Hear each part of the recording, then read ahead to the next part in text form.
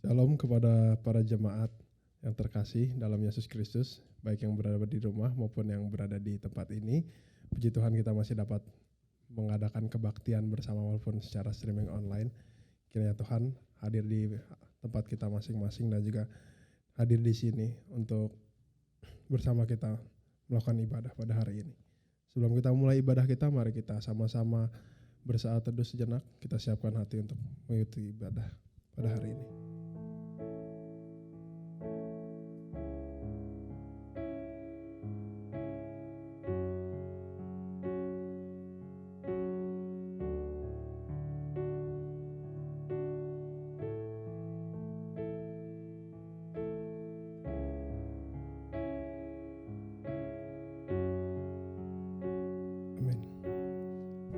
Mari kita untuk mengawali ibadah ini, kita menyanyikan satu buah pujian.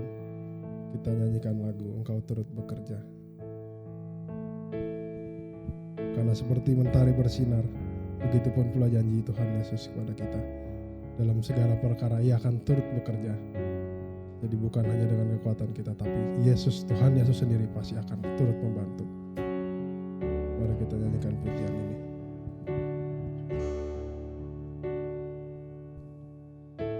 Di tengah luasnya samudra, di dalam badai bergelora, Kaulah jangkar hidupku. Tak sekalipun ku goyah, firman menerangi langkahku, sumber damai dalam hidupku. Ku aman di dalam-Mu, penyertaan-Mu sempurna.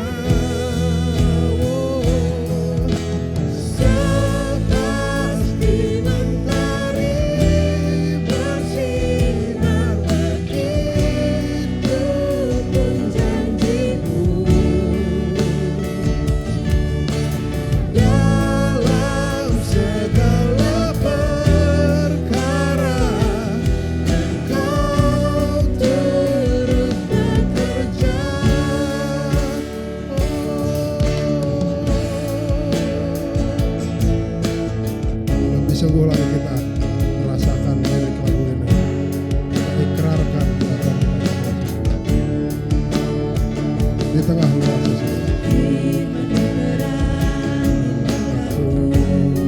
sumber damai dalam hidup. Ku aman di dalam-Mu, Yesus. Penyertaan-Mu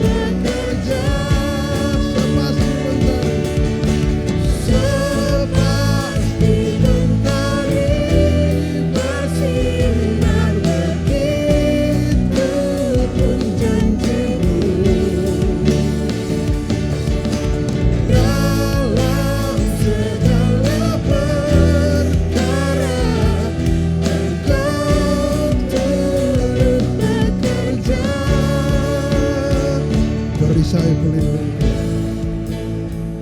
Mari kita katakan, kita nyanyikan perisai pelindung. Perisai pelindungku, batu karang yang teguh, benteng pengharapanku. Kaulah Tuhan, Kaulah Raja. Perisai pelindungku, batu karang yang teguh, benteng pengharapanku. Kaulah Tuhan. Sekali lagi. Perisai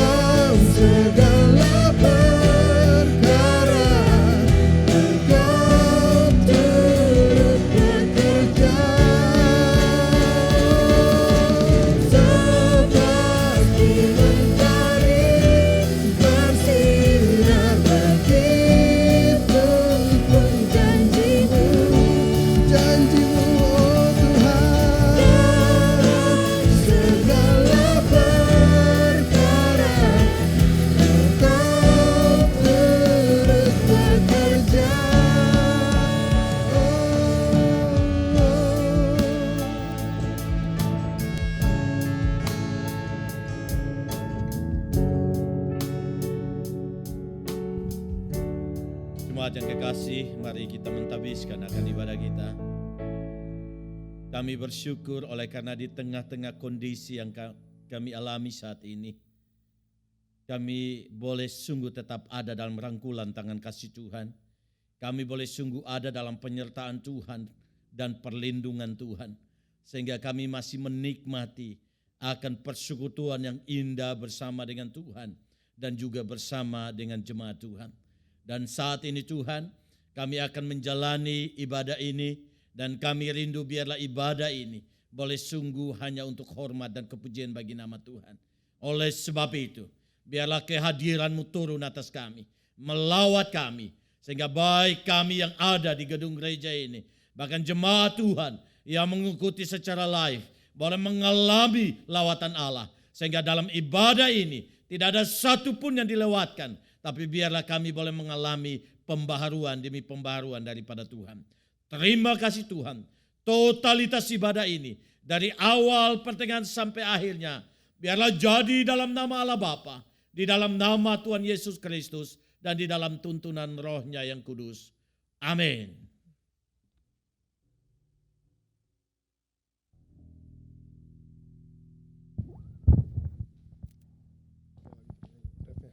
Mari kita nyanyikan refresh sekali lagi.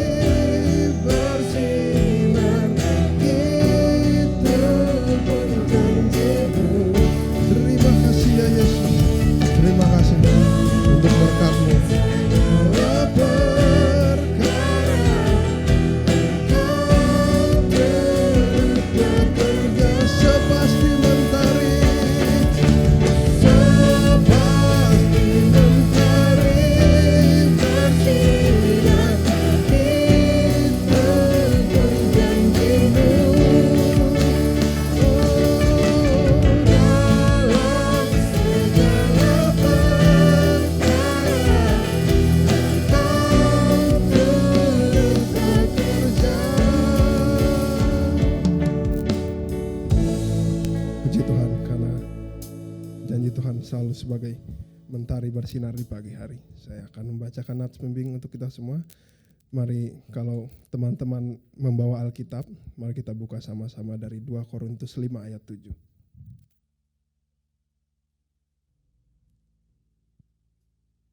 Saya akan membacakan untuk kita semua.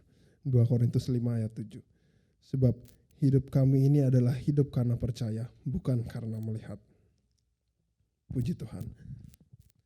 Sekarang kita akan masuk ke dalam doa pengakuan dosa. Kita akan siapkan hati kita. Kita ingat-ingat dosa dan kesalahan kita sepanjang hari ini. Karena kuasanya Tuhan selalu nyata dalam kelemahan kita. Tuhan yang selalu bekerja, Tuhan yang mempertobatkan kita semua.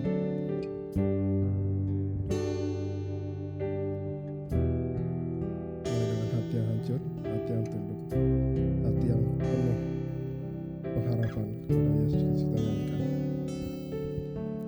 Kuasa-Mu nyata di dalam kelemahanku, kekuatan-Mu menopang seluruh hidupku. Dari mana datang pertolonganku? Hanya Yesus pertolonganku. Engkaulah sumber kekuatan hatiku, tempat persembunyianku. Engkau penolong di saat susahku, tempat perinduanku.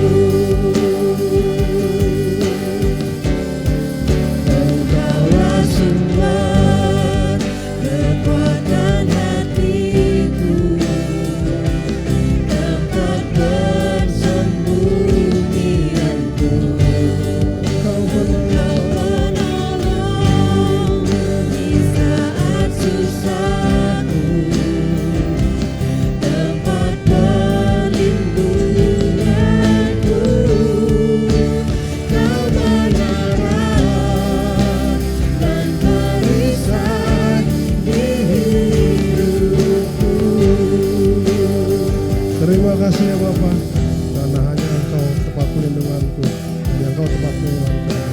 Walaupun kami terus melawan kesalahan, Engkau selalu terus mengampuni kami ya Bapa. Tuhan juga ubahkanlah hati kami agar kami tidak lagi mendukakan hati-Mu ya Bapa. Karena hanya Engkau yang sanggup berubah, bukan kekuatan kami ya Bapa. Tolong ubahkanlah kami agar kami tidak mendukakan lagi hati-Mu. Mari kita siapkan hati kita. Kita masuk ke dalam doa. Ya Tuhan Allah, Bapa Tuhan kami Yesus Kristus, Engkaulah Allah yang Maha Kuasa, pencipta segala sesuatu. Engkau adalah adil menghakimi semua orang. Kami datang ke hadapan-Mu mengaku segala dosa kami yang kami lakukan karena melanggar hukum, baik melalui perkataan kami yang tidak benar maupun karena nafsu keinginan duniawi yang selalu mempengaruhi kami. Kami patut mendapat murka Tuhan akibat dosa kami itu. Tetapi Engkau adalah Tuhan pengasih dan penyayang. Kasihilah kami, ampunilah segala dosa-dosa dan kesalahan kami di dalam Anak-Mu Tuhan Yesus Kristus.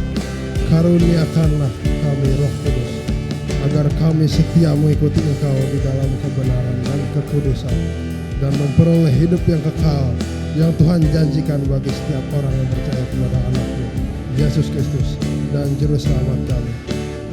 Amin. Mari kita nyanyikan sekali lagi.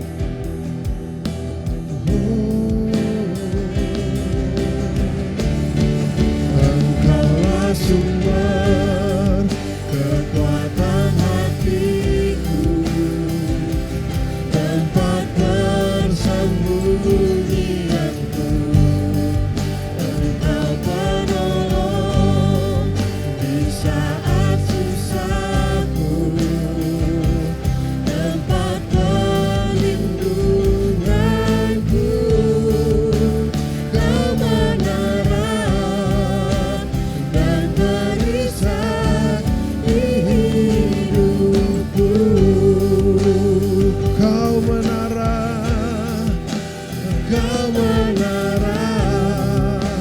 dan perisai di hidupku.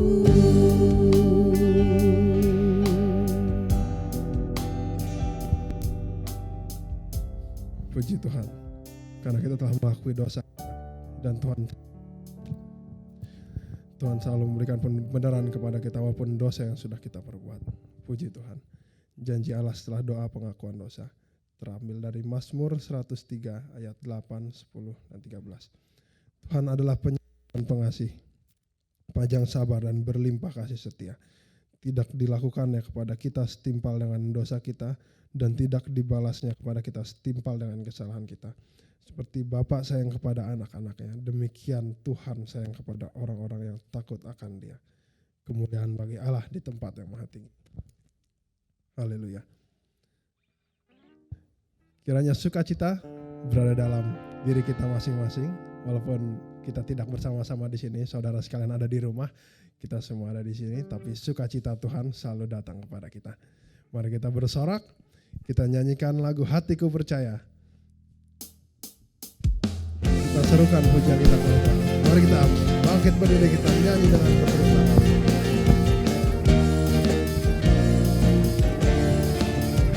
Tuhanlah kekuatan, Tuhanlah kekuatan dan mazmurku. Biar gunung batu dan keselamatanku hanya padamu, hanya padamu hatiku percaya. Kaulah menara, Kaulah menara dan kota perlindungan, kota perlindungan. Oh, ku mau selalu bersyukur sebab cintamu padaku takkan pernah berubah. Hatiku percaya walau bumi berguncang, gunung-gunung beranjak, namun kasih setiamu tak pergi dariku. Haleluya. Mari kita bersorak-sorak memuji Tuhan. Jangan ragu untuk menyanyi yang keras ya saudara-saudara. Kita ulang di depan. Tuhanlah kekuatan dan mazmurku. Oh, Dia gunung batu dan keselamatanku. Ya Yesus, hanya padamu hatiku percaya. Kaulah menara dan kota perlindungan.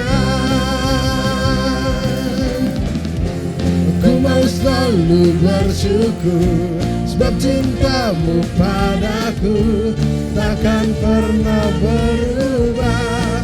Hatiku percaya, walau bumi bergoncang, gunung-gunung beranjak, namun kasih setiamu tak pernah. Ku mau selalu bersyukur, aku mau selalu bersyukur, sebab cintamu padaku takkan pernah berubah. Hatiku percaya, walau bumi bergoncang, gunung-gunung beranjak, namun kasih setiamu tak pergi dariku. Puji Tuhan, mari kita, walaupun tidak ada teman di sebelah kiri kanan kita, kita tetap katakan salam. Selamat pagi, saudara kami sekalian. Lalu bersyukur, sebab cintamu padaku takkan pernah berubah. Hatiku, mari kumandangkan, bumi bergoncang, gunung-gunung beranjak, namun kasih setiamu tak pernah. Sekali lagi kita nyanyikan, lebih semangat lagi.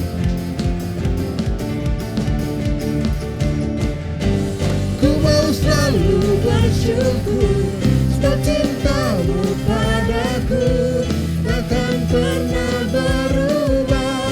Hatiku percaya, walau bumi bergoncang, gunung-gunung beranjak, namun kasih setiamu tak pergi dariku.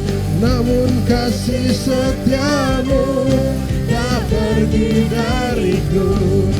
Namun kasih setiamu tak pergi dariku. Haleluya, puji Tuhan. Walaupun kita tetap dalam kondisi seperti ini, kita masih bisa bersukacita, kita masih bisa memuji Tuhan, itu sangatlah mujizat yang luar biasa. Terima kasih ya Tuhan. Ya, sekarang kita akan masuki sesi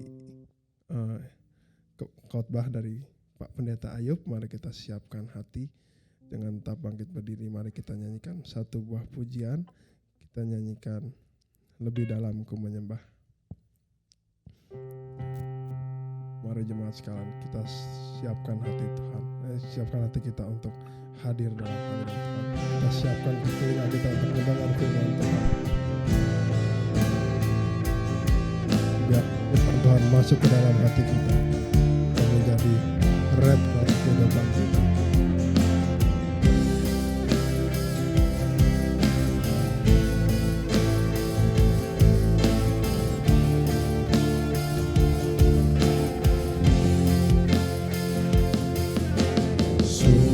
Besar setiamu, nyata di sepanjang hidupku. Darahmu telah layakan kehidupanku. Tiada kata yang bisa, tiada kata yang bisa lukiskan indahnya kau Tuhan.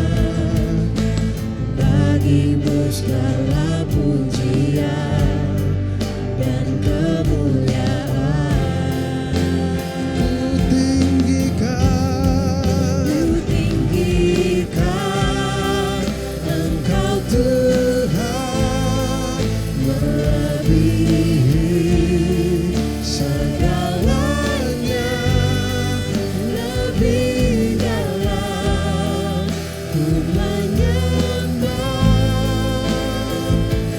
dalam roh dan kebenaran selamanya.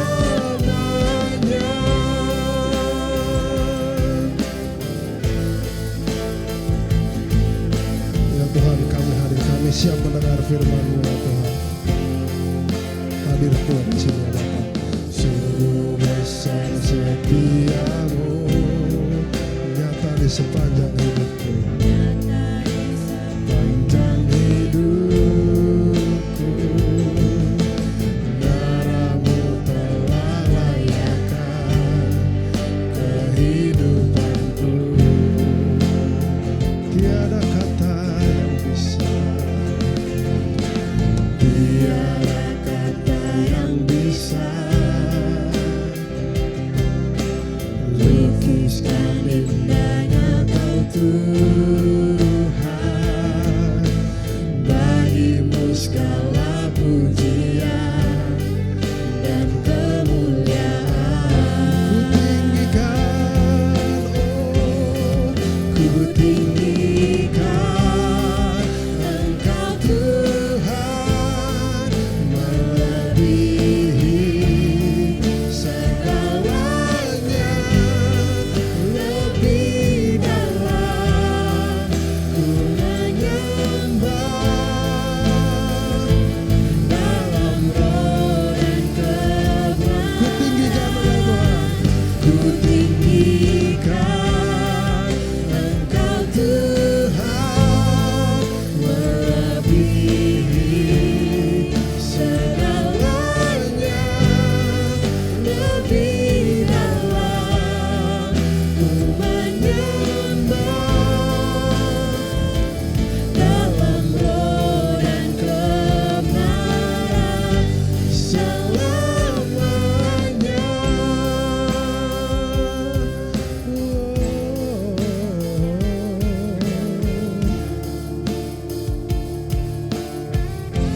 Siapkan hati kita, mari kita sambut hadirat Tuhan di sini, sambut kebesaran Tuhan. Siapkan telinga kita, siapkan perspektif kita agar dapat diubahkan oleh firman Tuhan. Minta bimbingan Tuhan untuk membuka telinga kita agar kita dapat mendengar firman, agar kita dapat percaya walaupun kita tidak dapat melihat.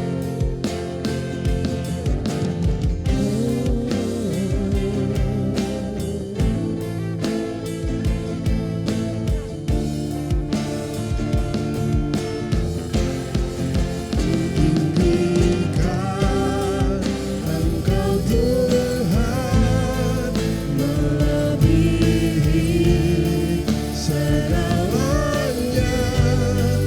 Lebih dalam ku menyembah dalam roh dan kebenaran. Ku tinggikan Engkau Tuhan, melebihi segalanya. Lebih dalam ku menyembah dalam roh dan kebenaran selamanya.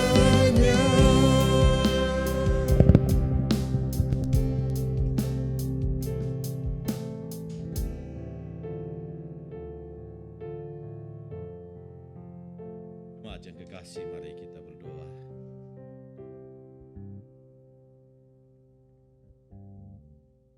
Kami bersyukur oleh karena satu hari lagi Engkau boleh tambahkan bagi kami untuk kami boleh bersekutu dengan Tuhan. Dan saat ini kami rindu dengan suara Tuhan. Suara yang menghibur kami. Suara yang menguatkan kami. Suara yang boleh menuntun kami. Sehingga di dalamnya kami tidak tersesat dalam hidup kami. Tetapi kami boleh sungguh lagi berada pada jalur dan arah yang tepat. Oleh karena firman-Mu adalah terang bagi kami untuk boleh menuntun setiap langkah kami. Kami berdoa, kuduskan setiap pendengaran kami, kuduskan setiap pikiran dan hati kami, sehingga biarlah semuanya dipersiapkan oleh Tuhan untuk boleh sungguh mendengar, menerima, bahkan menyimpan kebenaran firman Tuhan. Sehingga firman Tuhan boleh mewarnai seluruh kehidupan kami. Tuhan, Engkau berkati hamba-Mu dan berkati jemaat Tuhan, baik yang hadir di gereja ini, bahkan juga yang mengikuti secara live. Kami berdoa, siapkan kami semua oleh pekerjaan Roh Kudus, sehingga tidak ada satu pun yang dilewatkan oleh firman Tuhan. Berbicaralah bagi kami Tuhan, karena kami sedia untuk mendengarkan firman-Mu. Dalam nama Tuhan Yesus Kristus, kami berdoa. Amin. Shalom jemaat Tuhan yang kekasih, silakan duduk kembali. Shalom jemaat Tuhan yang kekasih, ada sukacita? Amin. Kita bersyukur kepada Tuhan oleh karena Dia terus berkasih karunia bagi kita dan melayakkan kita boleh ada sampai saat ini untuk boleh menikmati akan kehidupan yang Dia percayakan bagi kita untuk kita boleh pakai hidup ini kembali untuk memuliakan nama Tuhan. Mari kita buka bagian firman Tuhan kita hari ini yang terambil dalam Yohanes pasal yang ke-20. Yohanes pasal yang ke-20 ayat yang ke-24 sampai dengan ayat yang ke-29. Yohanes pasal yang ke-20 ayat yang ke-24 sampai dengan ayat yang ke-29. Yohanes pasal yang ke-20 ayat 24 sampai dengan ayat yang ke-29.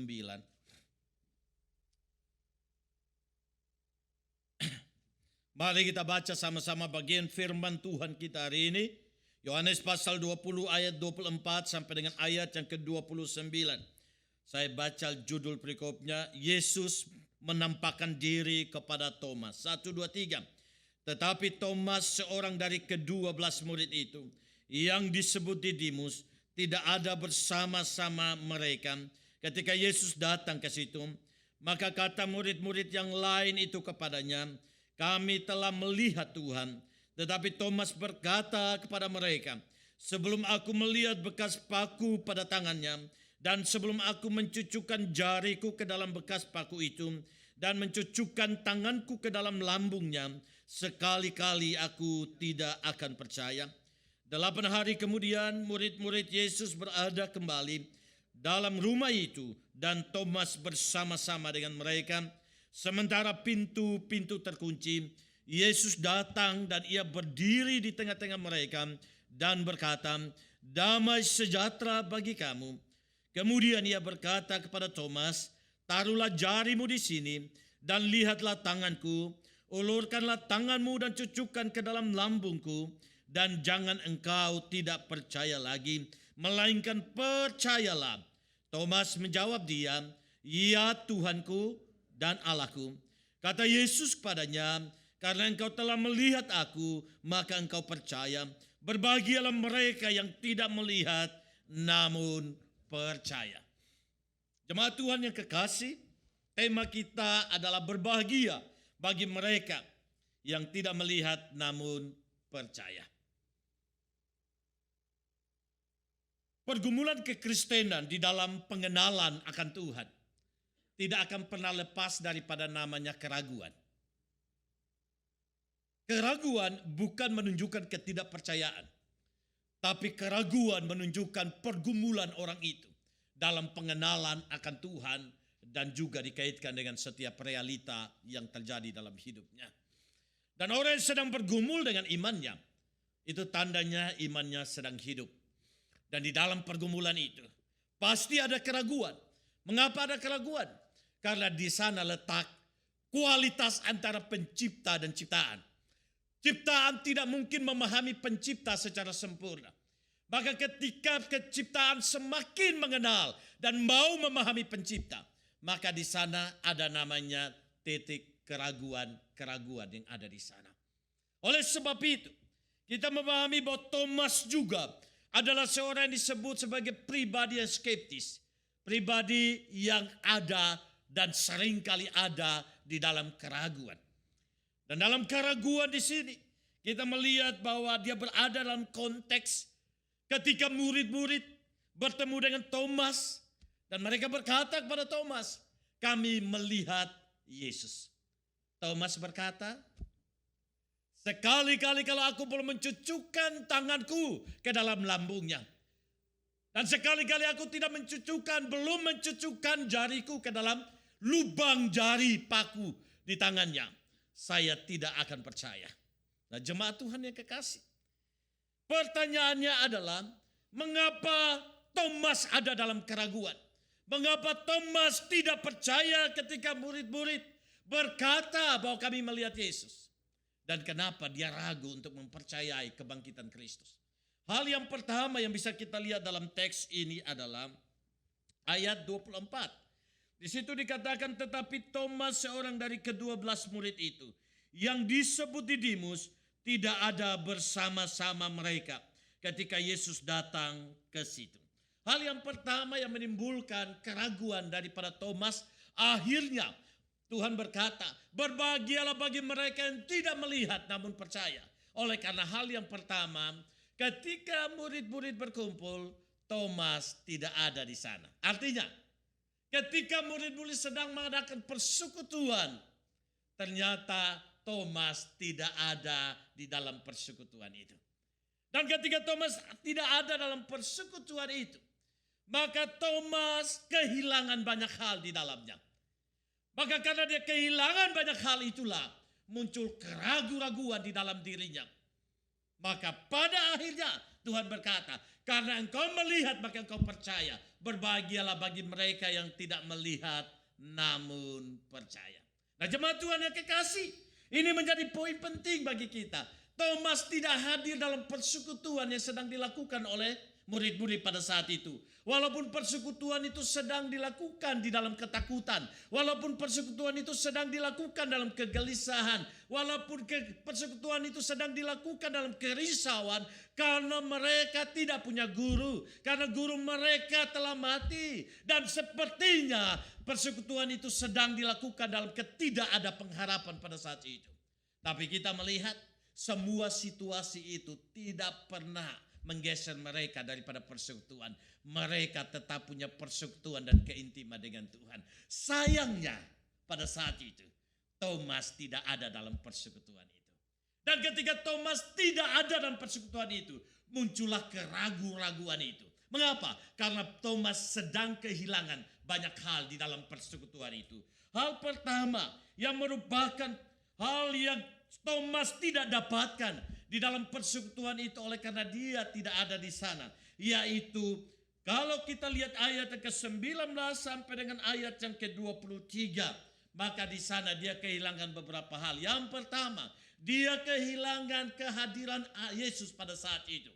Dia kehilangan kehadiran Yesus pada saat itu.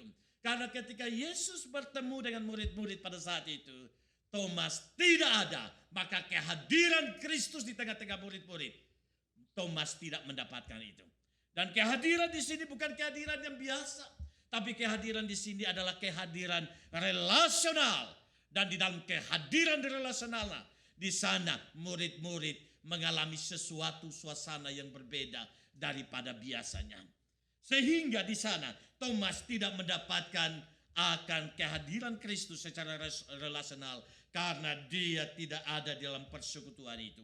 Yang kedua, Thomas tidak hanya kehilangan relasi dengan Tuhan di dalam kehadirannya, tetapi yang kedua adalah Thomas juga kehilangan damai sejahtera yang Yesus berikan dalam hubungan relasional kepada murid-murid. Ketika Yesus hadir, Yesus berkata, "Damai sejahtera bagi kamu." Dan damai sejahtera itulah yang diberikan Tuhan kepada murid-murid pada saat itu. Dan ketika Thomas tidak ada di sana, maka Thomas hanya tetap tinggal dalam ketakutan. Thomas tetap tinggal dalam kegelisahan. Thomas tetap tinggal dalam keraguan. Kenapa? Karena dia tidak mendapatkan anugerah damai sejahtera yang sudah Tuhan berikan kepada murid-murid pada saat itu. Jadi Thomas tidak hanya kehilangan kehadiran Tuhan. Thomas tidak hanya kehilangan kehadiran damai sejahtera. Tetapi selanjutnya adalah Thomas kehilangan yang namanya sukacita. Yang namanya sukacita. Jemaat Tuhan yang kekasih, kalau kita perhatikan teks di atas, maka ketika Yesus datang dan Yesus memberikan damai sejahtera buat murid-murid, dan murid-murid mulai melihat Yesus karena Yesus menunjukkan tangannya yang berbekas paku dan lambungnya yang berbekas tombak. Di situ dikatakan murid-murid bersukacita. Di dalam ayat di atasnya, murid-murid bersukacita. Dan di sini kita melihat kehadiran Kristus yang relasional yang terjadi dalam kehidupan murid-murid. Tuhan hadir dengan anugerahnya, Tuhan hadir dengan kebaikannya, dengan memberikan damai sejahtera, dengan mengubah mereka dari ketakutan menjadi sukacita. Dan itu dialami oleh murid-murid pada saat Yesus menampakkan diri. Tapi Thomas tidak hadir pada saat itu, dan Thomas kehilangan sukacita itu.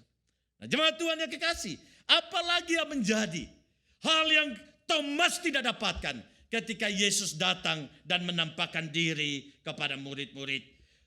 Thomas tidak hanya kehilangan kehadiran Tuhan. Thomas tidak hanya kehilangan damai sejahtera. Thomas tidak hanya kehilangan sukacita. Tetapi selanjutnya ketika Yesus hadir dan ketika murid-murid bersukacita, Yesus mengatakan, damai sejahtera bagi kamu. Dan Yesus menghembusi mereka dengan Roh Kudus. Jadi pada saat itu Thomas juga kehilangan hembusan Roh Kudus yang dari mulut Tuhan Yesus secara langsung kepada murid-murid pada saat itu. Ternyata Thomas tidak ada dan momen itu sungguh tidak diterima oleh Thomas pada saat itu.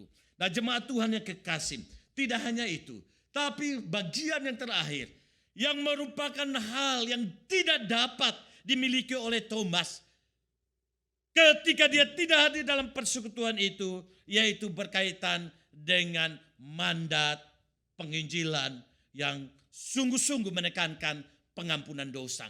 Maka di situ kalau kita memperhatikan ayat di atasnya, berkata bahwa jika engkau berkata kepada orang lain, dosanya diampuni, maka dosanya diampuni.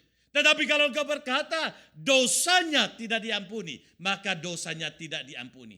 Maka jemaat Tuhan yang kekasih dalam Tuhan Yesus Kristus, kalau kita sungguh-sungguh memperhatikan akan bagian ini, maka betapa indahnya sebuah persekutuan itu.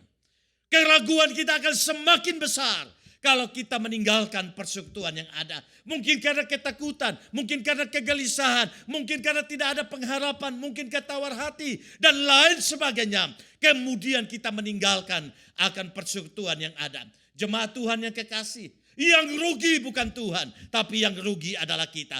Thomas membuktikan bahwa ketika dia tidak ada dalam persekutuan itu, dia mengalami kerugian yang begitu besar yang didapatkan oleh murid-murid, tapi dia tidak pernah dapatkan itu. Bahkan ada seorang penafsir besar berkata bahwa Thomas tidak hanya kehilangan kehadiran Allah, Thomas tidak hanya kehilangan damai sejahtera daripada Allah, Thomas tidak hanya kehilangan sukacita daripada Allah, Thomas tidak hanya kehilangan hembusan Roh Kudus daripada Tuhan Yesus, Thomas tidak hanya kehilangan mandat penginjilan daripada Tuhan. Tetapi lebih daripada itu, Thomas hatinya sangat keras. Dia tetap ada dalam kekerasan hatinya yang membuat dia akhirnya terus ragu tentang kebangkitan Kristus. Mengapa?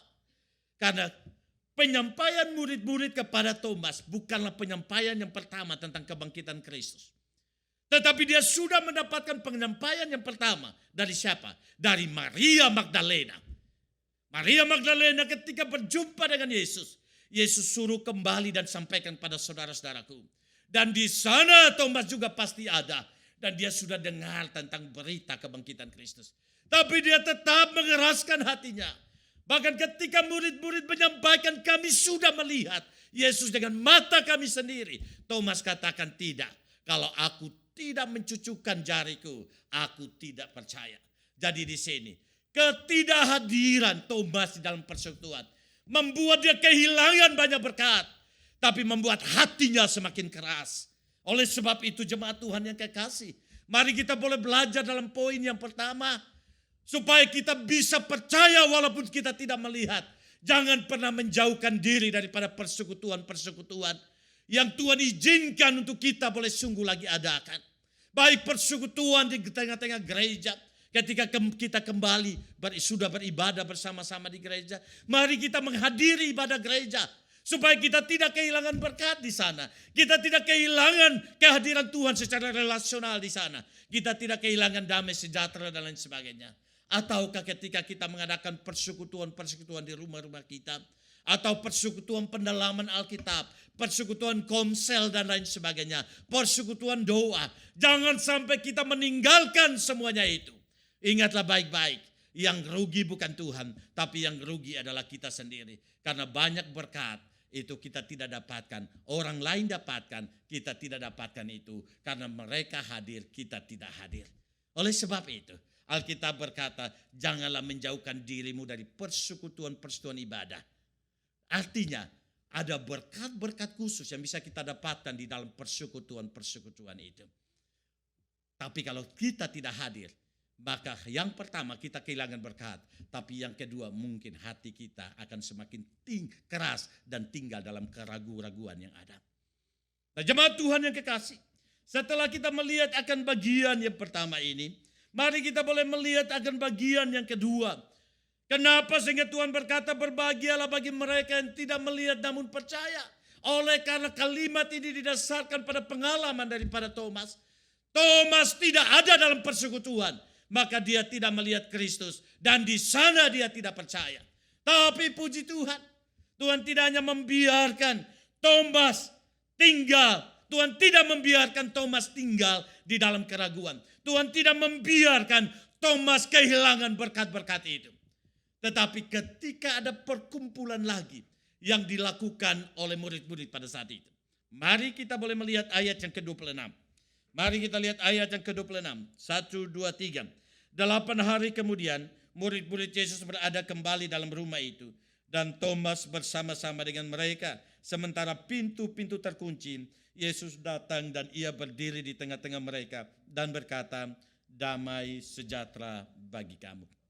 Hal yang kedua yang bisa kita lihat di sini adalah Yesus tidak membiarkan Thomas hanya tetap tinggal dalam keraguan. Yesus tidak membiarkan Thomas kehilangan berkat. Tapi ketika 8 hari kemudian, 8 hari kemudian itu dihitung dari mana? Dari keberadaan murid-murid yang sedang berkumpul pertama. Dan itu pun dilakukan pada ayat ke-19 ketika hari sudah malam pada hari pertama minggu itu. Jadi hari pertama minggu itu murid-murid berkumpul. 8 hari kemudian itu bicara tentang hari apa? Hari minggu lagi. Nah, kalender yang dipakai di sini bukan kalender Masehi, tapi kalender di sini adalah kalender Yahudi. Maka hari Minggu bukan hari Minggu dihitung sebagai hari pertama. Kalau kita menghitung hari Minggu dari kalender Yahudi adalah hari ke-7. Tetapi dari kalender Yahudi hari Minggu adalah hari yang pertama. Maka di sini 8 hari kemudian itu berbicara tentang hari Minggu. Yesus bangkit pada hari Minggu ketika dia menyatakan diri kepada Maria Magdalena. Ketika dia menyatakan diri kepada murid-murid, itu pun pada hari Minggu. Ketika dia menampakkan diri kepada Thomas, itu pun hari Minggu. Maka disinilah para teolog Kristen melihat kenapa hari Minggu menjadi hari Tuhan atau hari Sabat besar. Oleh karena Yesus bangkit pada hari Minggu. Yesus menyatakan diri pada hari Minggu. Dan di sana itu menunjukkan bahwa Sabat yang sesungguhnya adalah Sabat hari Minggu itu sendiri. Perhentian daripada dosa-dosa kita. Karena kebangkitan itu sebagai tanda pembenaran bagi kita. Jemaat Tuhan yang kekasih, ketika mereka berkumpul di sana, artinya murid-murid mulai berkumpul hari Minggu. Mereka beribadah hari Minggu. Dan ketika itu Thomas ada di sana. Di sana Yesus hadir di tengah mereka. Yesus hadir di sana. Pertanyaan, Yesus hadir buat siapa? Saya percaya Yesus hadir buat Thomas pada saat itu. Dan saudaraku, kita melihat poin yang kedua ini. Di mana Yesus sangat peduli dengan Thomas. Padahal ketika Thomas berkata kepada murid-murid, kalau aku belum mencucukkan tanganku ke dalam tangannya, Aku belum mencucukkan tanganku ke dalam lambungnya. Aku tidak percaya. Apakah Yesus ada di sana? Jawabannya tidak ada. Tetapi kita melihat, walaupun Yesus tidak ada di sana, tapi dia tahu. Buktinya dia tahu, dia hadir ketika Thomas ada bersama-sama dengan murid-murid. Dan ketika Yesus hadir, Yesus memberikan damai sejahtera bagi mereka. Dan kenapa Yesus harus mengungkapkan damai sejahtera ini? Karena pada saat itu, obat daripada keraguan adalah damai sejahtera atau ketenangan itu sendiri. Maka Tuhan memberikan damai sejahtera bagi Thomas. Tidak hanya Tuhan memberikan damai sejahtera bagi Thomas. Kepedulian Yesus menghadirkan, dia menjawab pergumulan Thomas pada saat itu. Dia menjawab iman Thomas pada saat itu. Walaupun sebenarnya iman yang dituntut oleh Thomas adalah iman yang sebenarnya di bawah standar. Mengapa? Karena iman secara terpaksa. Kalau aku nggak melihat, aku nggak percaya, betul? Bukankah ini iman paksaan? Tetapi Tuhan sendiri memiliki solidaritas untuk mengerti Thomas dan mengerti iman Thomas. Maka Yesus sendiri datang dan dia berkata kepada Thomas, cucukkanlah jarimu ke dalam tanganku. Cucukkanlah jarimu kepada lambungku. Artinya apa? Tuhan tahu kebutuhan Thomas pada saat itu. Tuhan tahu keraguan Thomas pada saat itu. Tuhan tahu jalan keluar bagi Thomas pada saat itu. Dan Tuhan tahu bagaimana Thomas dikuatkan dalam imannya. Yaitu Tuhan datang dengan solidaritas yang tinggi untuk menghampiri Thomas. Dan apa yang terjadi? Di sini dikatakan akhirnya Thomas percaya. Jemaat Tuhan yang kekasih, keraguan-raguan yang sungguh, yang mau mengenal Tuhan, yang sungguh-sungguh mau mengenal Allah, itu sungguh dipedulikan oleh Tuhan, sungguh diperhatikan oleh Tuhan, dan Tuhan pasti memberikan jawaban-jawaban bagi kita. Dan Thomas mengalami itu. Dan Thomas mengalami kehadiran Tuhan. Thomas mengalami damai sejahtera. Thomas menghadapi mujizat kehadiran Tuhan. Dan Thomas mengalami pembaharuan yang Tuhan kerjakan di dalam kehidupannya. Maka saya katakan, keraguan bukanlah tidak percaya. Kalau itu tidak percaya, pasti itu ditegur. Dan itu pasti akan diberikan sebuah peringatan yang keras daripada Tuhan. Kita melihat kisah Abraham dan Sarai. Abraham pernah meragukan akan janji Tuhan. Dan Tuhan tidak memberikan sign, tanda khusus buat iman daripada Abraham.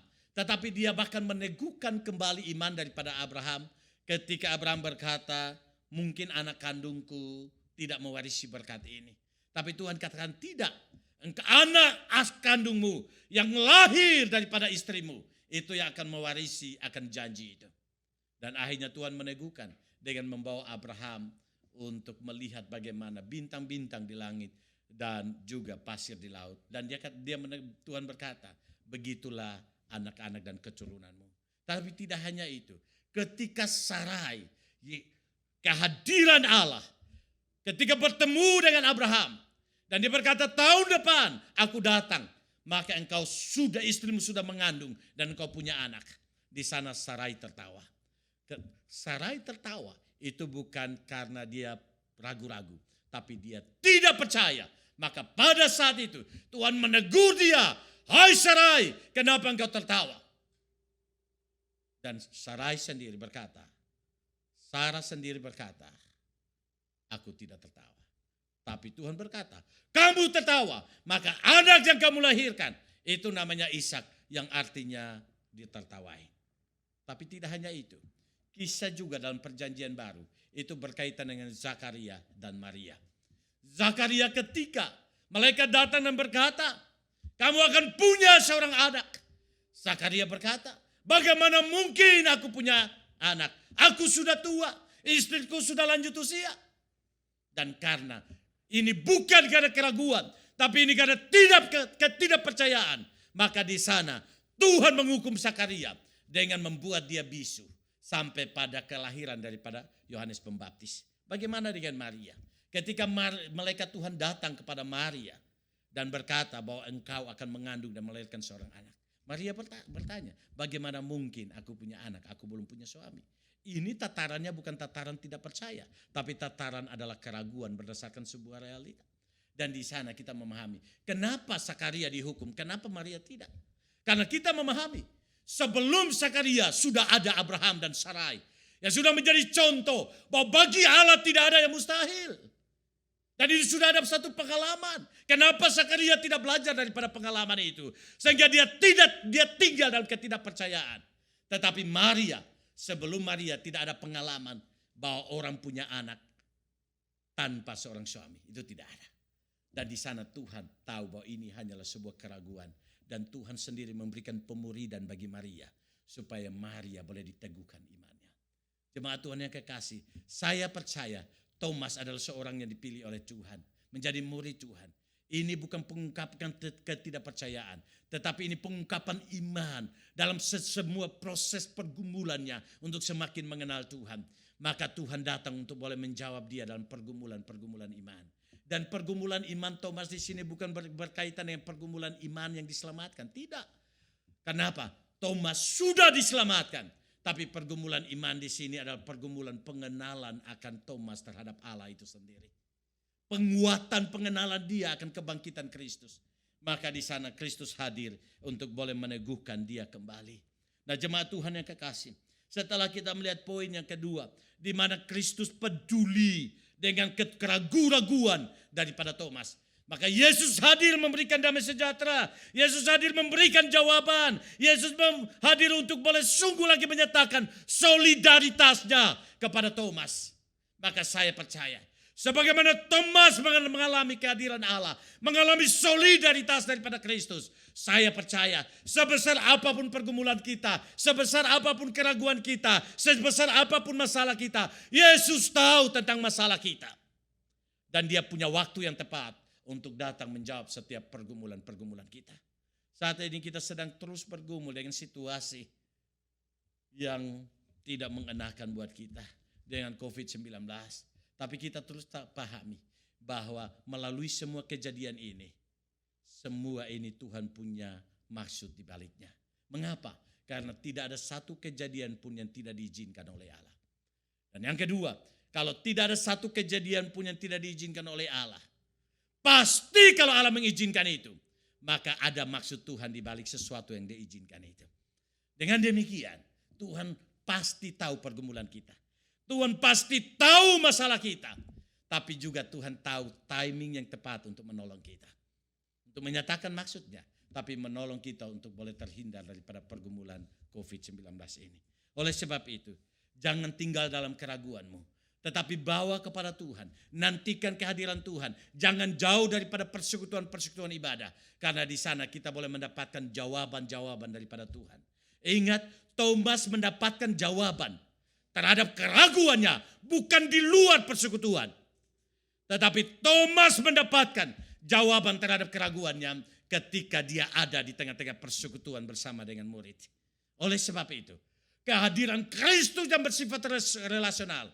Itu kehadirannya tidak dilakukan di luar daripada persekutuan. Tetapi dilakukan di dalam persekutuan itu sendiri. Dan Alkitab berkata 2-3 orang bersekutu di sana Tuhan hadir. Dan ketika dia hadir secara relasional. Maka ketika dia hadir, dia akan menjawab setiap keraguan-raguan dan pertanyaan-pertanyaan kita. Maka jangan jauhkan diri daripada persekutuan-persekutuan ibadah. Yang ketiga, yang bisa kita lihat dalam konteks teks ini lagi. Mari kita boleh sungguh lagi melihat ayat yang ke-18.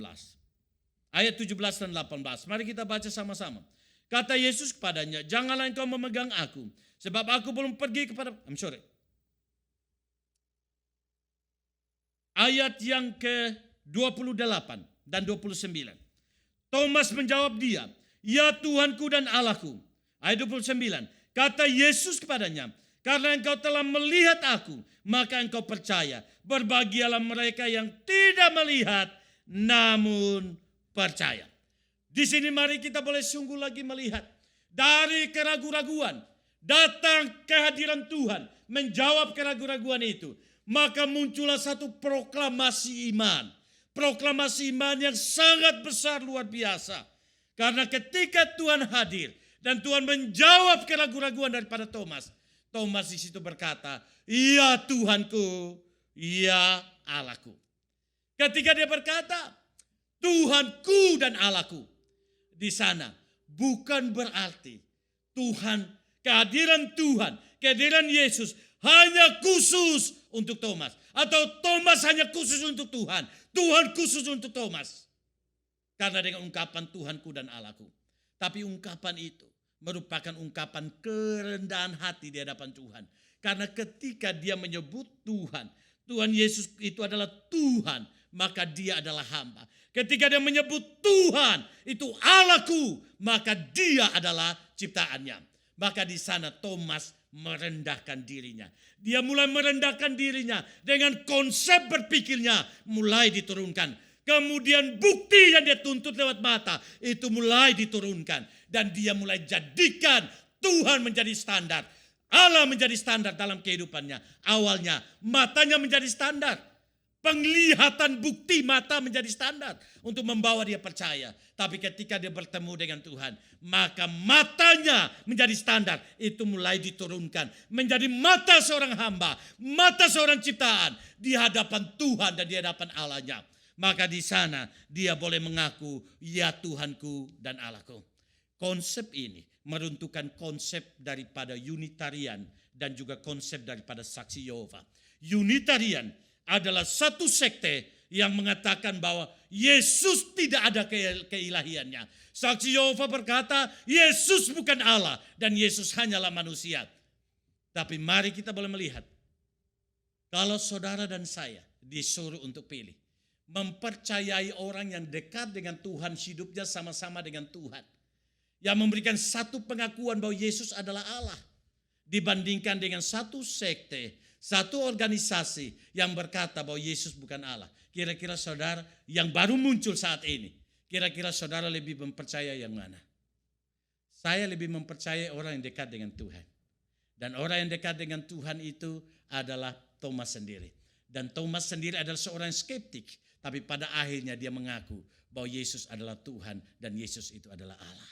Mungkin banyak orang berkata, mana buktinya Yesus adalah Tuhan? Manakah buktinya Yesus adalah Allah? Pengakuan Thomas menunjukkan bahwa Yesus adalah Tuhan dan Yesus adalah Allah. Ini adalah proklamasi. Jadi sebelum proklamasi yang dibuat dalam pada tahun 325 dalam konsili Nisea, yaitu muncul pengakuan konsili Nisea Konstantinopel, muncul konsili Athanasius, pengakuan Athanasius, kemudian lahirlah pengakuan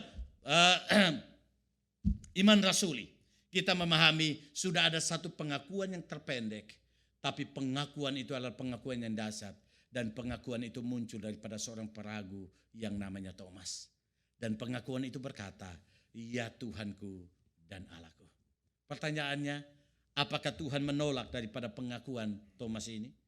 Jawabannya tidak. Mengapa? Karena ayat 29 berkata, kata Yesus padanya, karena engkau telah melihat aku, maka engkau percaya. Artinya apa? Artinya Yesus tidak menolak pengakuan ini. Kalau Yesus bukan Allah, Yesus bukan Tuhan, Yesus bisa katakan, Thomas kau salah itu pengakuannya. Tapi Yesus tidak berkata demikian. Yesus berkata, karena engkau melihat maka engkau percaya. Percaya apa? Percaya bahwa aku Tuhan, percaya bahwa aku Allah, percaya bahwa aku bangkit, dan kebangkitan adalah pekerjaan daripada Allah sendiri. Karena engkau melihat maka engkau percaya. Tapi Yesus berkata, berbahagialah bagi mereka yang tidak melihat namun percaya. Yang sangat mengherankan adalah Unitarian dan Saksi Yehova berkata, pengakuan Thomas itu adalah pengakuan karena dia kaget. Dia kaget dengan kehadiran Kristus, maka dengan demikian istilah pengakuan kekagetan ini seperti orang barat yang seringkali mengungkapkan kalimat seperti Jesus Christ atau oh my God dan lain sebagainya. Jadi itu hanya merupakan sebuah kekagetan atau lata saja. Tapi mari kita melihat. Saya katakan bahwa itu bukan lata atau kaget. Mengapa? Ada beberapa hal. Yang pertama adalah orang Yahudi pada zaman itu punya satu hukum yang mengatakan bahwa jangan menyebut nama Tuhan Allah dengan sembarangan. Kalau hukum itu mengikat mereka, maka tidak mungkin mereka lata dengan nama Allah. Karena bagi mereka nama Allah adalah nama yang kudus adanya. Itu menjadi hal yang pertama. Maka Thomas tidak lata oleh karena dia kaget dengan kehadiran Kristus. Tetapi itu satu pengakuan yang sungguh-sungguh lahir daripada hati Thomas. Yang kedua adalah ketika Thomas berkata, ya Tuhanku dan Allahku, itu ada tujuannya. Biasanya kalau orang lata tidak ada tujuannya, betul? Orang lata tidak ada maksudnya, tiba-tiba muncul, begitu ya. Tetapi di sini kita melihat Thomas menjawab Yesus. Kata menjawab artinya ada tujuan di sana. Dan tujuan daripada pengakuan itu ditujukan pada Kristus. Berarti ada tujuan di sana. Lata, kaget, tidak ada tujuannya. Tetapi di sini ada tujuan untuk ditujukan pada Kristus. Bahwa dia adalah Tuhan dan dia adalah Allah. Maka otomatis yang ketiga mengajarkan kita. Bahwa ketika Yesus hadir, tidak langsung. Thomas berkata, ya Tuhanku dan Allahku. Di ayat di atas sudah memberikan beberapa perbincangan antara Tuhan Yesus dengan murid-murid. Yesus harus bicara dulu, damai sejahtera bagi kamu. Yesus tunjukkan dulu tangannya dan lain sebagainya. Baru di sana Thomas mulai mengaku ya Tuhanku dan Allahku. Artinya apa? Artinya adalah pada saat itu sebenarnya hubungan komunikasi antara Thomas dengan Tuhan sudah berjalan dengan baik. Kalau demikian tidak ada kekagetan di sana. Maka kita memahami, kalau saksi Yehova dan Unitarian berkata itu kaget saja, maka Thomas mengungkapkan kalimat ya Tuhanku dan Allahku, itu keluar daripada konteks budaya dan aturan Yahudi. Itu keluar daripada konteks teks yang mengatakan bahwa itu dialog antara Thomas dengan Tuhan Yesus. Maka tidak mungkin ada lata atau kekagetan di sana. Tetapi di situ ada satu pengakuan yang sungguh-sungguh lahir daripada Thomas. Tidak hanya itu, mari kita boleh melihat kalimat ini. Tuhan Yesus berkata, berbahagialah bagi mereka yang tidak melihat, namun apa? Namun percaya. Berbahagialah bagi mereka yang tidak melihat, namun percaya. Tapi mari kita melihat apakah kalimat ini ditujukan kepada Thomas. Jawaban saya adalah bukan ditujukan pada Thomas. Tapi jawab kalimat ini ditujukan kepada orang-orang setelah Thomas. Setelah Yesus naik ke sorga. Untuk boleh mempersiapkan kalimat itu, mempersiapkan kita. Untuk memahami bahwa di mana setelah Yesus naik ke sorga, kita tidak akan melihat Yesus lagi secara langsung lewat mata rohani, mata iman, mata jasmani kita. Dan ada saatnya di mana kita harus belajar Yesus hanya dari firman Tuhan yang dikanonisasikan ini tanpa melihat akan Tuhan sendiri. Tetapi iman yang Allah taruh bagi kita adalah iman yang dilandasi dengan bukti tidak hanya dilihat. Maka Roma 11 ayat 1 berkata, iman adalah dasar dari segala sesuatu yang kita harapkan dan bukti dari segala sesuatu yang tidak kita lihat. Jadi bagi iman, bukti tidak selamanya dilihat. Dan ini berkaitan dengan bagian ini. Yesus berkata, berbahagialah bagi mereka yang tidak melihat namun percaya. Mengapa? Karena di situ fungsi iman. Iman membawa kita melihat dengan mata iman, walaupun tidak ada bukti yang dilihat dengan mata. Tetapi di sana kita punya pengharapan. Oleh sebab itu, fungsi iman membawa kita melihat Yesus, melihat ke belakang, melihat 2000 tahun yang lalu. Yesus pernah datang, pernah mati, pernah bangkit, pernah menyatakan diri. Dan itu menjadi dasar kepercayaan kita. Oleh sebab itu, walaupun kita tidak melihat langsung sebagaimana Thomas melihat, tetapi kita yang punya iman dan Roh Kudus yang tinggal dalam hidup kita, itu menjadi bukti yang cukup bagi kita untuk kita tetap percaya kepada kebangkitan Kristus. Karena iman mengarahkan kita kepada salib Kristus. Iman mengarahkan kita kepada kubur Kristus yang kosong. Iman mengarahkan kita kepada kesaksian 500 orang lebih, termasuk kesaksian Thomas, bahwa Yesus itu adalah Yesus yang bangkit. Dan Thomas melihat sendiri, dan itu cukup bagi kita. Jemaat Tuhan yang kekasih, oleh sebab itu, kalimat ini membawa kita untuk melihat bahwa tuntutan iman dan tuntutan bukti di dalam kekristenan lebih tinggi daripada bukti yang dituntut secara rasional. Mengapa? Karena rasio hanya melihat bukti sebatas hukum alam, sebatas tataran sebab akibat, sebatas tataran hukum alam itu sendiri. Dan hukum alam itu diobservasi melalui panca indera. Artinya sebuah bukti dan kebenaran hanya diikat oleh panca indera manusia itu sendiri. Maka batas daripada sebuah kebenaran hanya diukur sejauh mana panca indera menangkap itu. Bukankah itu satu bukti yang lemah? Mengapa? Karena banyak hal dalam hidup ini ada tetapi tidak bisa dilihat. Betul? Contohnya, Angin ada, tapi kita tidak bisa lihat. Listrik ada, tapi kita tidak bisa lihat. Mungkin saudara berkata, loh angin itu ada, adanya mana? Loh kan daun-daunan kan bergoyang-goyang. Loh itu akibat angin, itu akibat adanya angin, itu bukan angin. Kita bilang listrik ada, buktinya nyala. No, itu bukan, ini cahaya. Listrik yang jalan ke sana untuk mengantarkan cahaya itu kita tidak lihat. Tapi kita percaya bahwa itu ada. Selanjutnya, siapa yang melihat keadilan? Siapa yang melihat hak asasi manusia? Semuanya adalah konsep abstrak. Tapi itu semua kita percaya itu ada. Maka banyak hal dalam hidup ini adalah sesuatu yang tidak bisa dilihat, tapi itu ada. Itu tidak dapat diobservasi, tapi itu ada. Dan ketika kita mendasarkan kebenaran hanya sebatas yang kita lihat melalui panca indera kita sedang mengkerdilkan akan kebenaran itu. Kalimat ini membawa saya lagi untuk berargumentasi bahwa manusia hidup bukan hanya dalam tataran natural, tapi manusia hidup dalam dua tataran, yaitu tataran natural dan tataran supranatural. Tataran natural bisa diobservasi, tataran supranatural tidak bisa diobservasi. Maka dengan demikian, iman tidak hanya dibatasi dalam tataran natural, tapi iman melampaui tataran natural, masuk ke dalam dunia supranatural. Maka kita mempercayai adanya Allah, kita mempercayai adanya malaikat, kita mempercayai ada setan. Itu semua tidak bisa diobservasi dalam dunia natural, tapi itu diobservasi dalam dunia natural, supranatural. Tidak bisa diobservasi dalam dunia natural, tapi itu dipercayai dengan iman dalam dunia supranatural. Oleh sebab itu jemaat Tuhan yang kekasih, Tuhan mau membawa kita untuk melihat satu kebenaran yang lebih besar.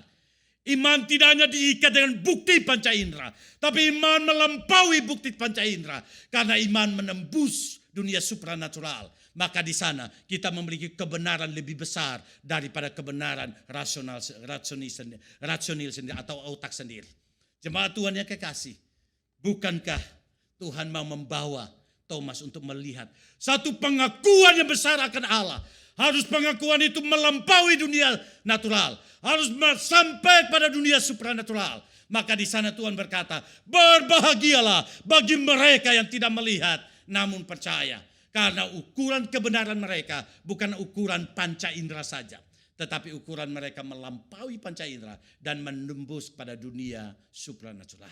Maka kematian bukanlah akhir dari hidup kita, tetapi kita percaya di balik kematian ada sebuah kehidupan. Itu kan bukan iman natural, iman supranatural.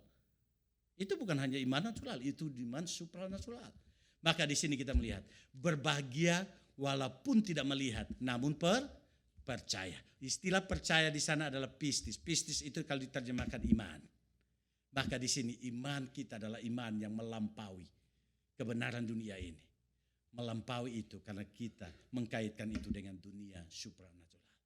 Jemaat Tuhan yang kekasih, ketika kita melihat akan bagian ini, mari kita boleh sungguh lagi mempercaya iman kekristenan bukan iman yang kecil. Ada seorang hamba Tuhan yang berkata begini, kalau engkau mau melihat tentang kekristenan, engkau tidak akan pernah mengerti secara tuntas tentang kekristenan itu. Karena kekristenan itu adalah sesuatu yang besar. Mengapa? Karena kekristenan itu bukan bersumber dari dunia natural, tapi kekristenan itu bersumber daripada dunia supranatural. Maka untuk mengerti kekristenan harus dimulai daripada dunia supranatural. Maka tidak heran Injil Yohanes, dia menuliskan Yohanes pasal 1 ayat 1 dengan dimulai daripada pra-eksistensi daripada Yesus Kristus sendiri. Pada mulanya adalah firman, dan firman itu bersama-sama dengan Allah, dan firman itu adalah Allah. Dia mulai kekristenan daripada dunia supranatural, pra-eksistensi Allah. Dunia sana, dia katakan Yesus sudah ada di sana sebagai firman, dan dia bersama-sama dengan Allah. Memahami itu saja membutuhkan waktu yang tidak akan habis-habisnya. Oleh sebab itu, kekristenan adalah sesuatu yang besar sekali, melampaui apapun juga. Maka kita bersyukur ketika kita mengakui akan Kristus yang adalah Tuhan dan Allah kita. Maka itu membawa kita untuk memiliki sebuah kebenaran yang besar. Dan kebenaran itu tidak digoyahkan oleh apapun juga. Karena di dalam dunia natural ada fakta kebangkitan Kristus yang mendukung iman. Tetapi dalam dunia supranatural membuktikan kepada kita kematian tidak akan pernah bisa membatasi sebuah kehidupan melalui kebangkitan Kristus dan dia naik ke surga. Dan itu menjadi pengharapan buat saudara dan saya. Jemaat Tuhan yang kekasih, biarlah kebenaran firman Tuhan hari ini boleh meneguhkan kita dan mengingatkan kita bahwa Tuhan tidak marah kalau kita ragu. Tapi Tuhan marah kalau kita hanya tinggal dalam keraguan. Apalagi karena kita ragu, kita meninggalkan persekutuan, kita meninggalkan ibadah, kita meninggalkan hubungan intim dengan Tuhan. Masalahnya bukan ada pada Tuhan, tapi masalah ada pada kita. Masalah yang pertama, kita akan kehilangan berkat-berkat Allah secara relasional dalam ibadah dan persekutuan itu. Yang kedua, ketika kita terus meninggalkan ibadah, kita akan terus ada di dalam keraguan itu. Kita ada di dalam kekerasan hati kita. Dan kita tidak akan pernah mungkin bisa mendapatkan jawaban itu. Tapi ketika kita setia beribadah kepada Tuhan, Yesus akan hadir secara relasional. Melalui firman-Nya, melalui pujian-Nya. Maka di sana dia akan meneguhkan dan menjawab keraguan-raguan kita. Maka kita tidak tinggal lagi menjadi orang yang skeptis. Tapi kita menjadi orang yang sudah sungguh-sungguh memiliki deklarasi iman, pengakuan iman yang kuat di hadapan Tuhan. Ketika keraguan kita dijawab oleh Tuhan. Tapi tidak hanya itu. Tuhan membawa kita kepada level yang lebih tinggi. Bahwa kita tidak lagi mendasarkan kebenaran berdasarkan indrawi kita. Karena indrawi yang sudah jatuh dalam dosa adalah indrawi yang terbatas. Tapi Tuhan mau membawa kita untuk melihat kebenaran Dia melampaui tataran itu. Dan kita boleh sungguh lagi melihat kebenaran itulah yang mengalahkan dunia ini.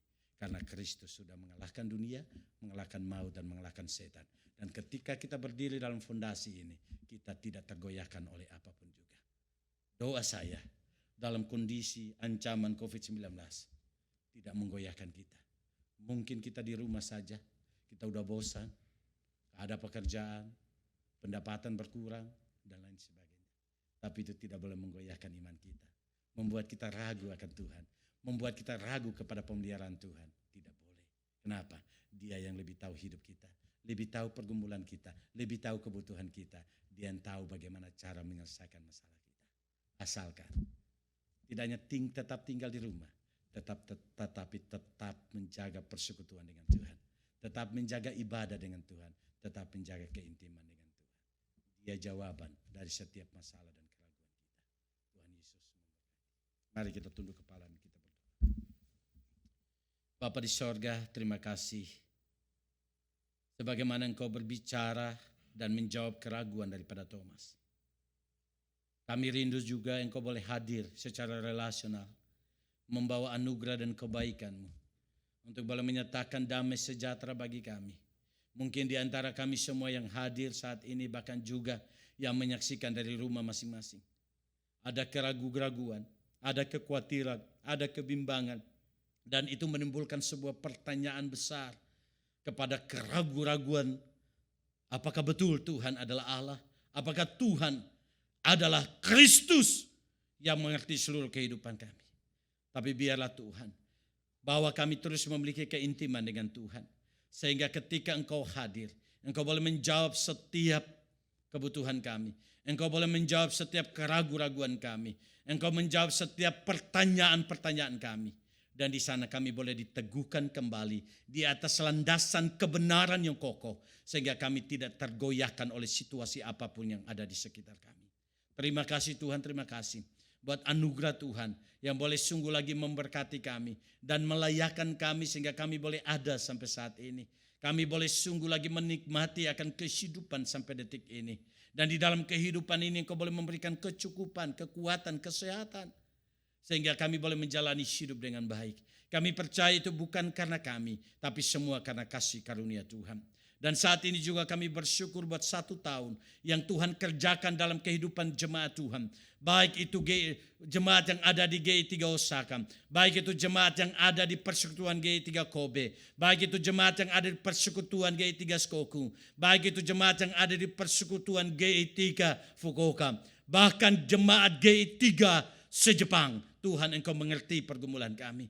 Dan kami berdoa, biarlah Tuhan Engkau memberkati jemaat Tuhan yang berulang tahun.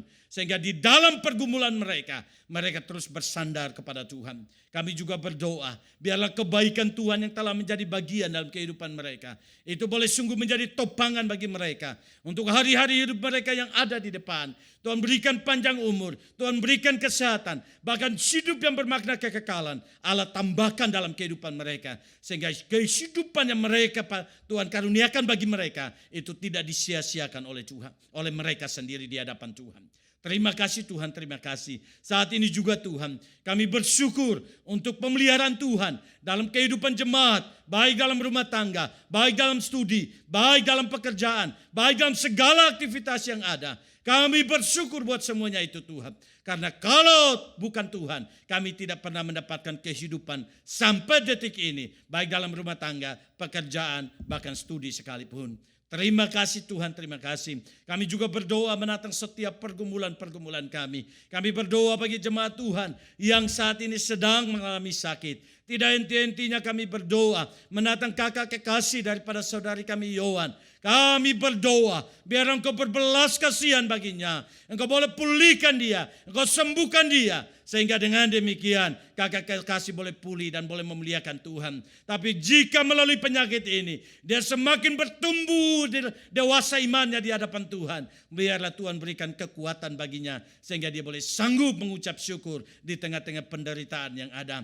Tuhan pakai semua keluarga untuk boleh menopang dan mendoakan akan kakak kekasih. Kami juga berdoa menatang jemaat Tuhan yang lain yang saat ini mengalami sakit, mengalami pergumulan, mengalami beban hidup. Kami berdoa di dalam nama Tuhan Yesus Kristus. Biarlah Tuhan Engkau hadir dan Engkau boleh berikan jalan keluar yang terbaik buat mereka. Dan Tuhan berikan pemulihan yang terbaik buat mereka. Terima kasih Tuhan. Kami berdoa bagi mereka yang sedang bergumul dalam rumah tangga, yang bergumul dengan buah hati. Kami berdoa dalam nama Tuhan Yesus Kristus. Allah boleh mengaruniakan buah hati bagi mereka. Bagi mereka yang sedang bergumul dengan beasiswa, Tuhan Engkau menyediakan beasiswa yang terbaik buat mereka. Bagi mereka yang bergumul dengan pekerjaan, baik itu mencari pekerjaan atau mengalami tekanan-tekanan dalam pekerjaan, biarlah Engkau boleh hadir dan Engkau boleh memberikan jalan keluar yang terbaik buat mereka. Kami berdoa, kami menatang bagi kedua ibu kekasih kami, Ibu Akane dan Ibu Ance. Tuhan Engkau memberkati akan janin yang ada dalam kandungan mereka sehingga dapat bertumbuh dengan baik. Dan kami berdoa tepat pada waktunya boleh dapat dilahirkan dengan baik. Kami menatang anak-anak yang Tuhan titipkan di tengah-tengah G3 Osaka, Persekutuan Kobe, Persekutuan Shikoku dan Persekutuan Fukuoka. Tuhan Engkau memberkati anak-anak yang ada sehingga semua boleh bertumbuh dalam kasih karunia Tuhan. Dan Tuhan boleh sungguh lagi menyediakan masa depan yang cemerlang buat mereka.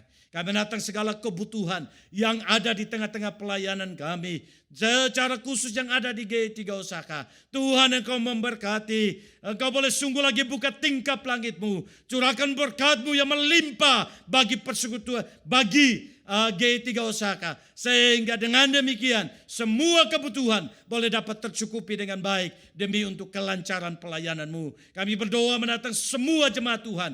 Berkati pekerjaan mereka. Limpahi mereka dengan berkat-berkat Allah. Dan Roh Kudus boleh mengingatkan mereka untuk boleh sungguh lagi mempersembahkan persepuluhan, mempersembahkan persembahan-persembahan khusus kembali kepada gereja Tuhan. Sehingga mereka boleh menopang kelancangan daripada pelayanan gereja ini. Terima kasih Tuhan, terima kasih. Kami berdoa menatang bangsa Indonesia dan bangsa Jepang dalam menghadapi COVID-19.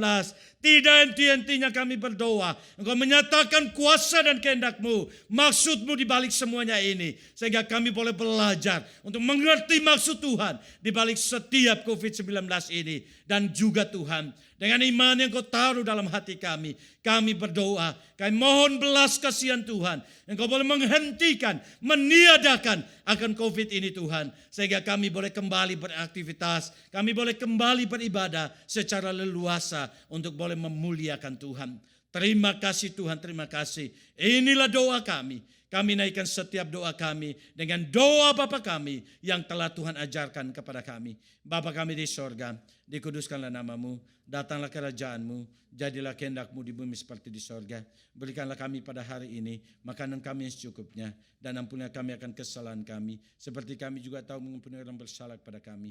Dan janganlah membawa kami ke dalam pencobaan, tetapi lepaskanlah kami daripada yang jahat, karena Engkau mempunyai kerajaan dan kuasa dan kemuliaan sampai selama-lamanya. Amin. Saya mengundang semua jemaat Tuhan, baik yang ada di sini maupun yang menyaksikan secara live, mari kita bangkit berdiri. Bersama dengan semua orang percaya di seluruh dunia, mari kita mengucapkan pengakuan iman Rasul. Kita berkata, aku percaya kepada Allah, Bapa yang Maha Kuasa, Khalik langit dan bumi, dan kepada Yesus Kristus, anak yang tunggal Tuhan kita, yang dikandung daripada Roh Kudus, lahir dari anak darah Maria, yang menderita sengsara di bawah pemerintahan Pontius Pilatus, disalibkan, mati dan kuburkan, turun ke dalam kerajaan maut. Pada hari yang ketiga, bangkit pula dari antara orang mati, naik ke sorga, duduk sebelah kanan Allah, Bapa yang Maha Kuasa, dan akan datang dari sana untuk menghakimi orang yang hidup dan yang mati. Aku percaya pada Roh Kudus, gereja yang kudus dan am, persekutuan orang kudus, pengampunan dosa, kebangkitan daging, dan hidup yang kekal. Amin. Silakan duduk kembali dan saya serahkan kembali kepada liturgos.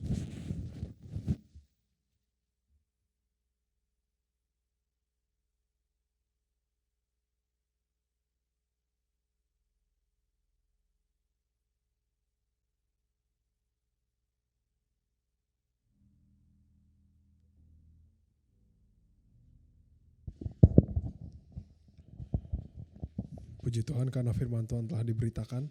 Jadi yang bisa kita ambil dari firman tadi adalah jangan jauhkan diri dari persekutuan, karena akan banyak berkat yang terlewat jika kita tidak mengikuti persekutuan.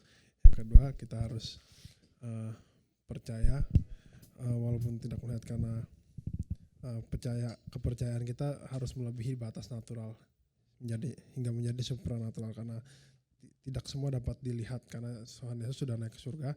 Kita tidak bisa melihat secara nyata, tapi kita harus tetap percaya, karena itu merupakan janji iman kita kepada Yesus Kristus. Ya, sekarang tiba saatnya kita untuk mempersiapkan persembahan kita untuk para jemaat yang ada di rumah, dapat dikirim ke rekening gereja yang tertera di deskripsi dan mungkin di layar ini juga. Ya, untuk jemaat yang ada di sini bisa memberikan di kotak yang telah disediakan. Mari kita nyanyikan sebuah pujian. Kita nyanyikan, Kau telah ubahkan ratapanku kini menjadi tarian.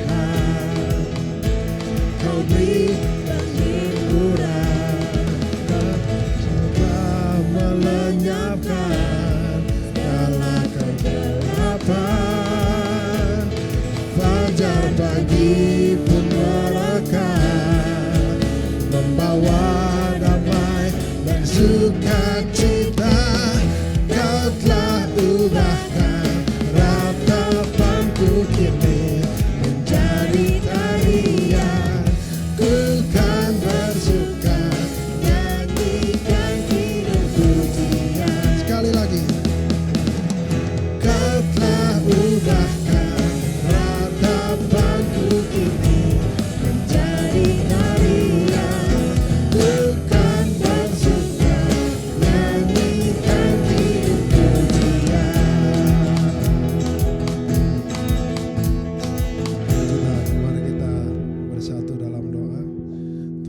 Kristus, Bapa kami yang bertata dalam kerajaan surga mulia. Terima kasih ya Bapa, karena Bapa telah memberikan berkat-Mu yang limpah kepada kami sehingga kami dapat tetap mengadakan ibadah walaupun dengan kondisi yang seperti ini ya Bapa.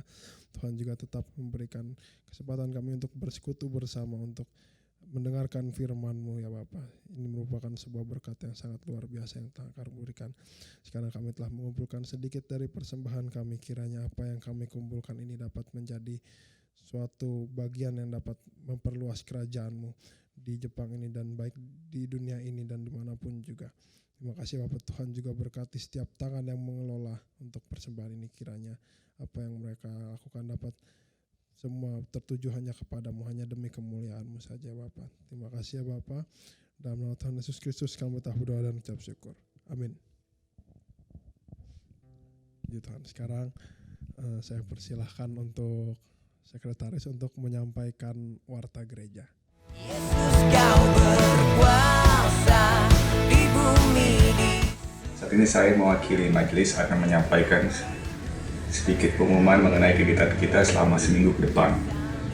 Untuk ibadah minggu raya kita tetap dilaksanakan melalui streaming di channel YouTube kita yang akan terus selalu diupdate setiap hari minggunya. Lalu untuk hari Rabu kita ada PA doa bersama yang bahan doanya akan dikirimkan melalui grup Messenger. Dan bagi jemaat-jemaat yang ingin mengikutinya bisa terus bergabung dengan grup Messenger kita. Lalu di hari Kamis, PA umum kita akan diadakan secara online melalui Zoom yang ruangnya akan disiapkan oleh sekretaris. Begitu juga di hari Jumat, PA wilayah Kyoto akan dilaksanakan melalui Zoom. Dan di hari Sabtu nanti kita ada PAI Irakata yang akan dilaksanakan di Indacho. Dan untuk informasi lebih lanjut bisa menghubungi majelis lainnya. Sekian pengumuman dari majelis. Terima kasih, Tuhan Yesus memberkati.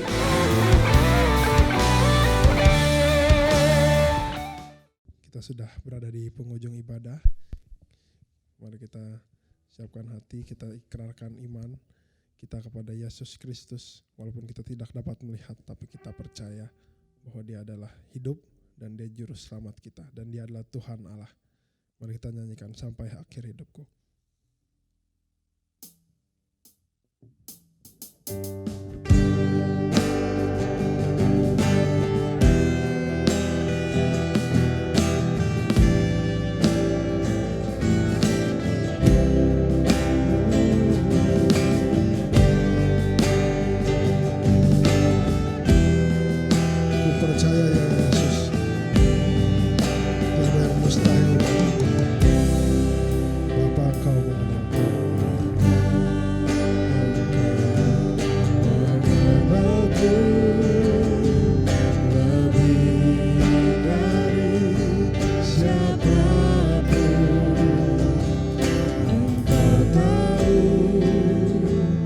Ceritaku dan isi hati.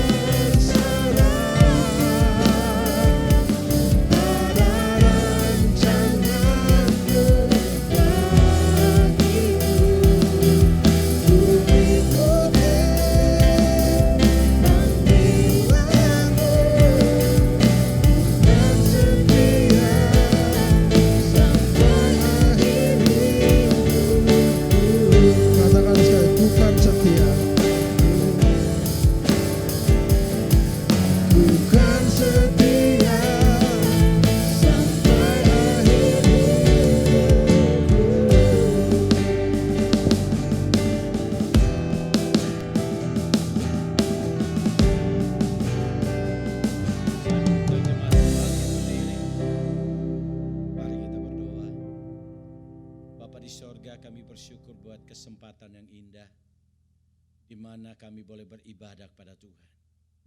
Kami memuji, menyembah Tuhan, mendengarkan suara Tuhan. Biarlah berkat-berkat itu tinggal menetap dalam hidup hati kami. Dan itu menguasai hidup kami. Sehingga ketika kami kembali dari tempat ini, kami boleh diteguhkan iman kami.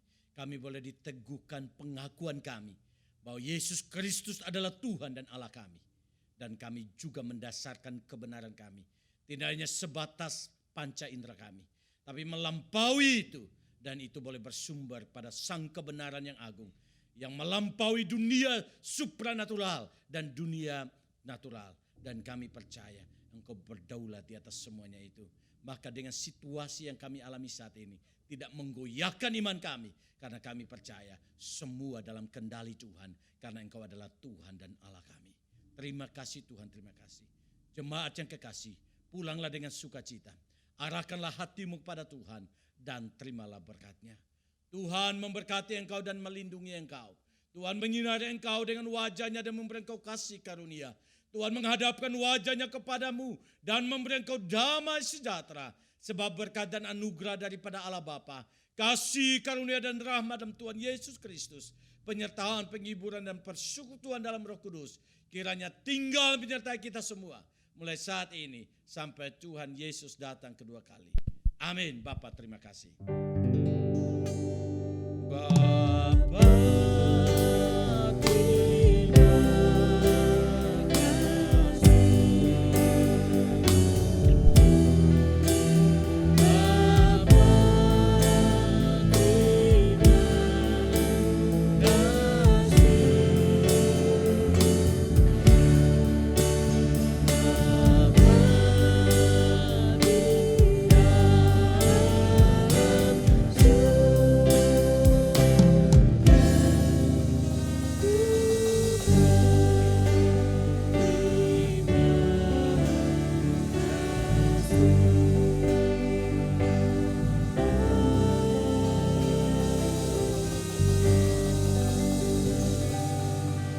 kembali dan duduk saja dulu.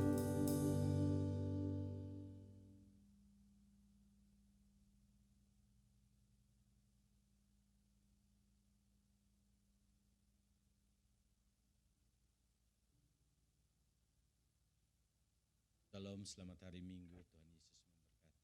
Maju terus dalam Tuhan.